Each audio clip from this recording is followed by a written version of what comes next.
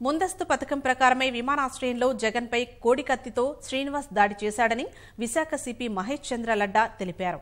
అదే రోజు కత్తిని వేడినీటిలో సెటిలైజ్ చేసినట్లు వెల్లడించారు. జగన్పై విష ప్రయోగం చేసే ఉద్దేశం నిందితుడికి లేదని విచారణలో వెల్లడైందన్నారు. శాంతి భద్రతలను దృష్టిలో ఉంచుకుని దాడి జరిగిన గంటల్లోనే వివరాలు చెప్పాల్సి వచ్చిందని వెల్లడించారు. దాడికి సంబంధించి జగన్ ఇప్పటికీ ఎలాంటి ఫిర్యాదు చేయలేదన్నారు.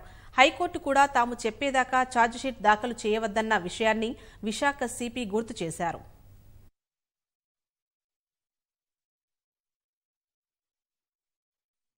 రాజుపాలెం విలేజ్ లో ఆయన చూసేప్పుడు అక్కడ నుంచి he has taken out 2 knives కోడి కత్తిలు అక్కడ నుంచి తీసుకున్నారు కదా. Then he was carrying both కోడి కత్తిలు. ఒకటి మేము ఈయన ఇంటి నుంచి సీజ్ చేసాము అదే రోజు. Then another one was found at the scene of offense.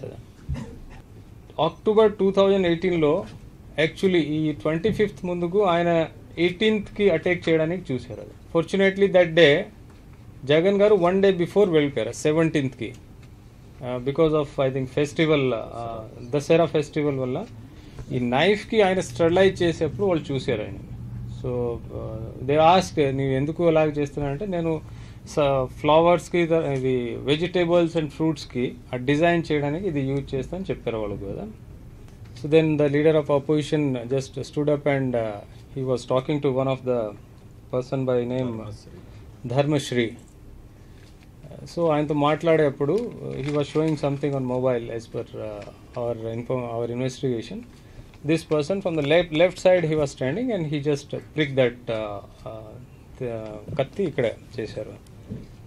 As per our investigation, they have immediately taken this knife from him.